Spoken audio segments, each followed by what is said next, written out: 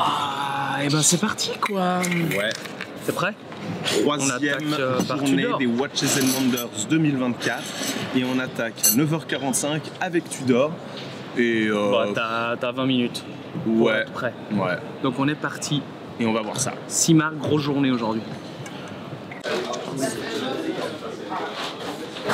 On rentre Alexis, on rentre. Oh, c'est fait?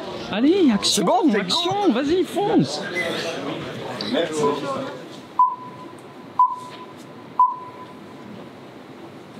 I am a Tudor watch. So, what makes a watch? It's a fusion. I am the perfect balance between technicality and sensory experience. I am the appropriate mix of materials and colors.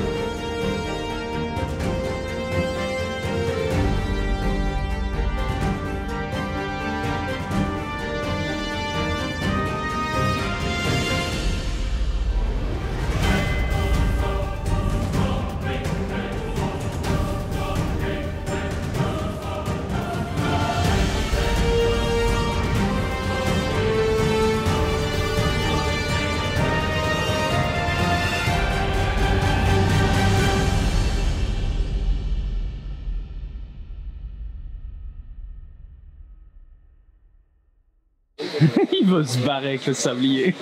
Non, mais j'avoue qu'il me fait de l'œil. Allez, t'as pensé quoi les Tudor? Eh ben, bon, première chose dans l'ordre, une énorme claque en matière de présentation. Vraiment, ça c'est quelque chose qui se calcule pas trop. C'est-à-dire que globalement, la vidéo, la manière dont c'est fait, l'animation, etc. Honnêtement, c'est peut-être probablement la meilleure présentation que Jean-Lars et moi avons pu assister jusqu'à maintenant. Alors, il y en aura d'autres à venir, mais là, pour l'instant, la vidéo qui est faite par Tudor ou pour Tudor est juste absolument fabuleuse. Et concernant les montres, il y en a surtout 3 à retenir du point de vue de Jonas et moi, qui nous intéresse particulièrement. La Black Bay en noir, maintenant Full Blacks, elle est cool, elle est très fantomatique. Je pense qu'elle remplira un certain intérêt par pas mal de monde. Et puis après, on a forcément la 58 GMT. Faut admettre qu'elle est cool. Faut admettre qu'ils sont allés sur un terrain dont tout le monde s'attendait en matière de couleurs, en matière de complications avec le GMT. Mais au-delà de ça, ça fonctionne super bien. C'est très vintage, c'est très beau. Et puis en dernier plan, on a la 58 qui, elle, vient en or 100%. Hein. Je crois qu'on a plus de 250 grammes pour l'entièreté de la montre. C'est dingo, ça fonctionne incroyablement bien. Ouais, et puis je dirais qu'on la connaissait en or, c'est-à-dire que c'est pas une nouveauté. Elle était équipée sur un bracelet NATO, mais le fait de l'avoir avec son bracelet full gold, moi j'avoue que dans le outfit que j'étais aujourd'hui, que je suis aujourd'hui, ça fonctionne juste incroyable, quoi. C'est un peu exceptionnel. Bon, oui, baguette Alexis, on va chez Hermès. Ouais, écoute, mais c'est beau, le stand... T'as envie de le dire, hein? Je vais peut-être le dire en présentation, mais je vais éviter, je vais rester élégant et pas des ploucs. Les rustres. Ouais. Mais le stand est beau, hein. Le stand est magnifique et je me réjouis de découvrir un peu les pièces parce que c'est vrai que pour le coup Hermès j'ai pas forcément énormément suivi. Et ça c'est cool parce que de temps en temps il y a des marques comme Tudor, on savait exactement ce qu'on allait voir et pour le coup voir en vrai ça change toujours un petit peu. Et il y a de temps en temps des marques qu'on a pris justement un peu dans l'idée de découvrir. On s'est pas trop spoilé en avance. Ça va être cool, ça va être cool.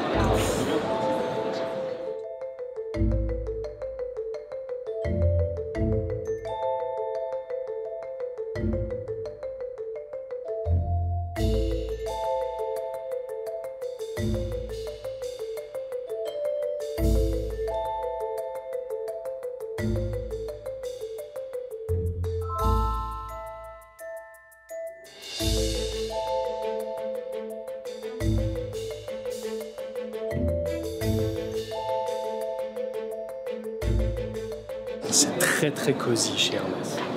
Hein, ça a de la gueule. Ah, il a la bouche ouverte. C'est que c'est très joli.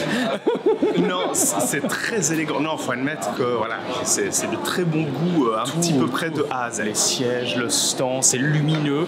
Presque, un peu années 60 dans le délire, j'ai l'impression qu'il y a un petit mood d'années 60, coloré comme ça. Moi j'aime bien. Et le pire, c'est que, comme tu as dit avant, je ne sais pas ce que Hermès a sorti nouveau. Et non. Surprise total. Et pour terminer, nous aimons jouer avec les formes, les volumes, les proportions. Nous aimons jouer également avec les matières.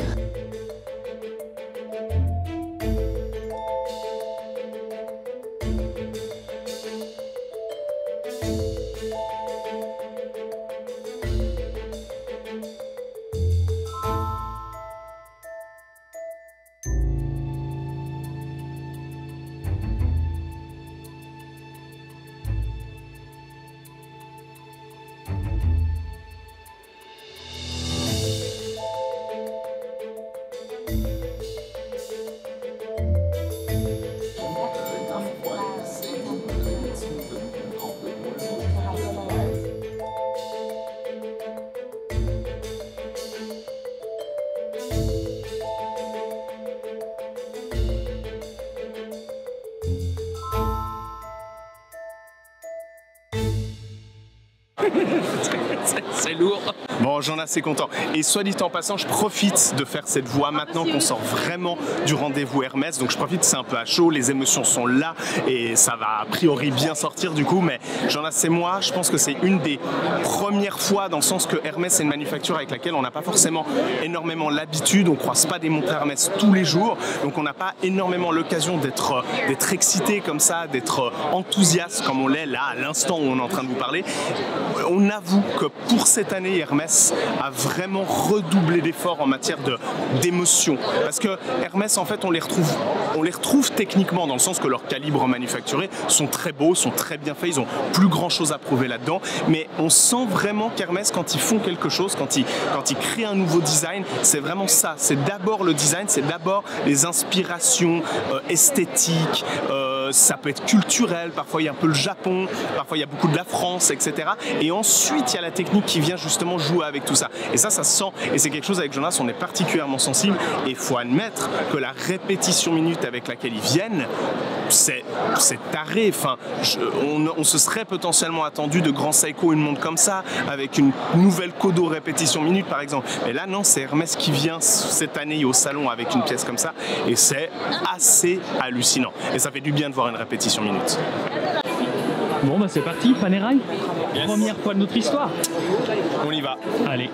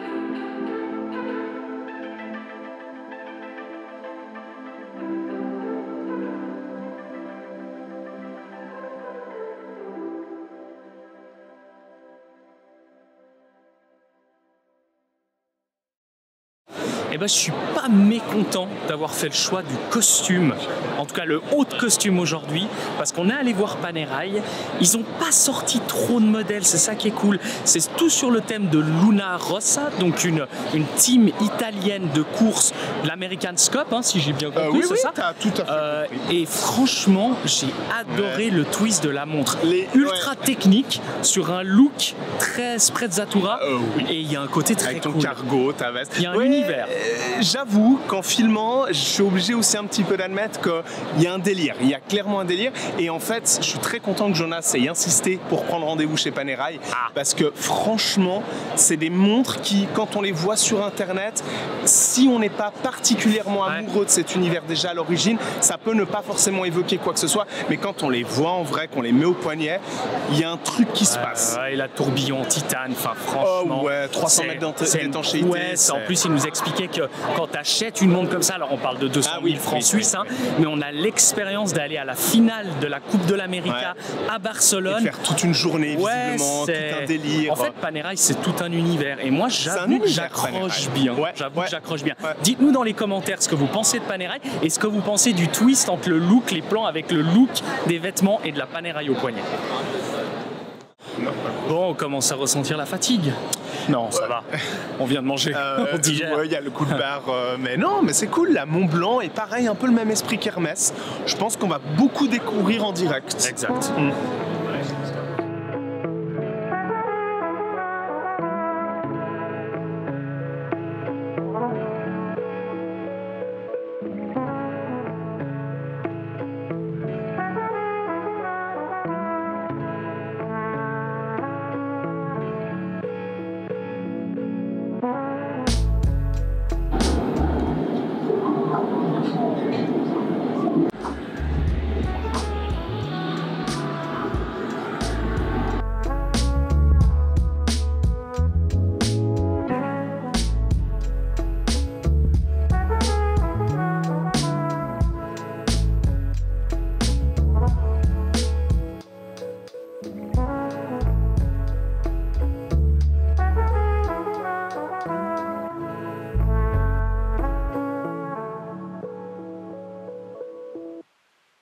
Bon, c'est aussi ça les Watches and Wonders. On avait rendez-vous avec Montblanc, mais a priori ils se souvenaient plus qu'on avait rendez-vous avec eux. Donc c'est pas grave, on a pu quand même passer dans le stand, faire quelques images, voir quelque chose. On a été par contre super bien traité avec la personne qui est en charge de l'héritage et du côté patrimoine de Montblanc, quelqu'un qui nous a l'air tout bonnement passionnant, très cool.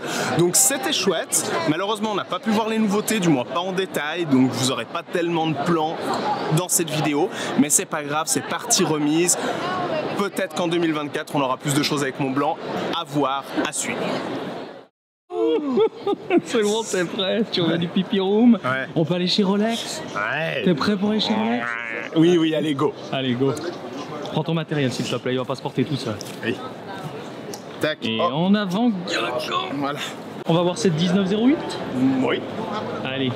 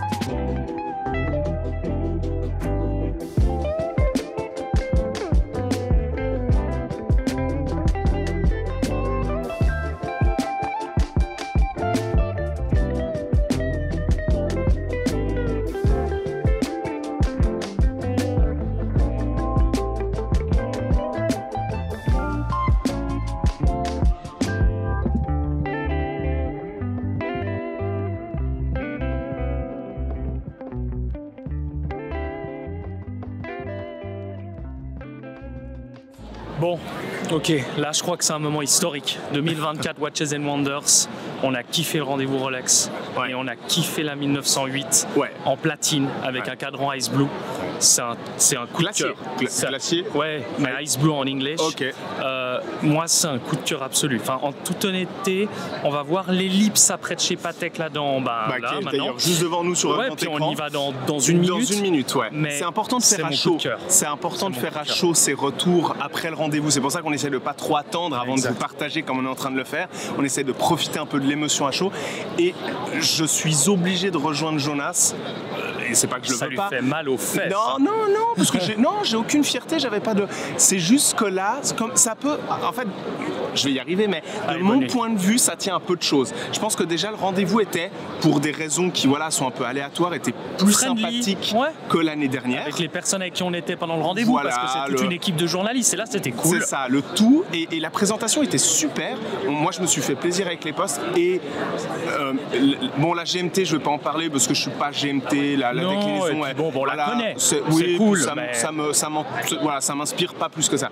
En revanche, la 1908 ou la 1908, elle est absolument magnifique. 20 000 Non, 29 900, je crois. Donc en gros, on va arrondir ça à 30 000 francs suisses. Elle est en platine, le fameux cadran bleu glacier avec ce guillochage d'autant plus grainerie, comme il l'appelle, sur le cadran. Petite seconde, fond de boîte ouverte. Le fermoir est fantastique. C'est le temps de filocher. On va chez Patek. Mais bravo. Là, comme quoi, on ne m'arrête pas de manière positive. Demain, on fait le feedback de tout le salon. Pour l'instant, moi, c'est la star. C'est mon coup de cœur du salon. Je le dis. Je sais pas. Mais on se retrouve demain. Maintenant, on fonce chez Patek, allume la caméra, c'est parti. Bon, tout juste sorti de Rolex. T'es prêt pour Patek? Ouais, c'est bon. Je publie en ce moment les stories Rolex. Et là, on passe à Patek. Et j'ai hâte de voir cette ellipse, je peux te dire, mon gars. Violent. Ouais, je suis d'accord.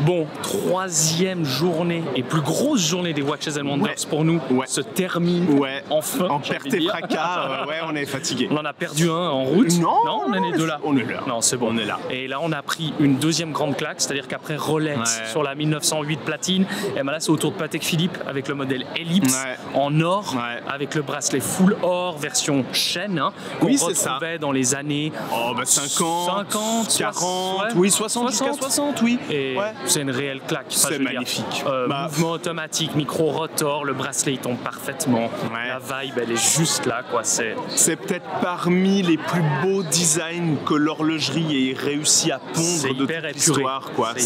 C'est beau, c'est Patek, c'est émotionnel, c'est très efficace. Donc avant de vous retrouver pour la dernière vidéo, soit notre journée numéro 4, soit demain, vendredi, on vous fait un petit peu le programme. Demain, on va aller faire un petit tour à Time to Watches. On vous expliquera quand on y sera un petit peu ce que ça symbolise. Et ça, c'est en dehors des Watches and Wonders pour la petite histoire. On vous expliquera tout ça et l'après-midi, on a encore quelques rendez-vous, notamment la pièce maîtresse, en tout cas pour moi, c'est Grand Seiko.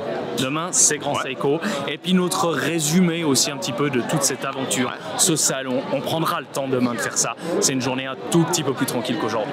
Donc voilà un peu le programme. On vous souhaite une bonne soirée en tout cas pour nous. Une bonne fin de vidéo et on se retrouve sur la prochaine vidéo. Et tiens, on se fait un n'oubliez pas d'ici là. C'est vrai qu'on l'a pas fait, je sais pas. Allez, d'ici là. Allez, soyez à l'heure.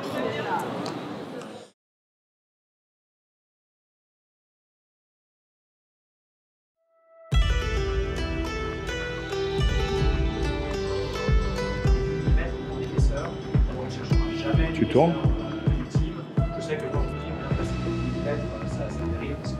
On se détend, Alexis. On respire. Pleine conscience. Tu te sens bien. Ça fait du bien, c'est vrai. Ça m'a un peu speed là tout de suite, tu vois.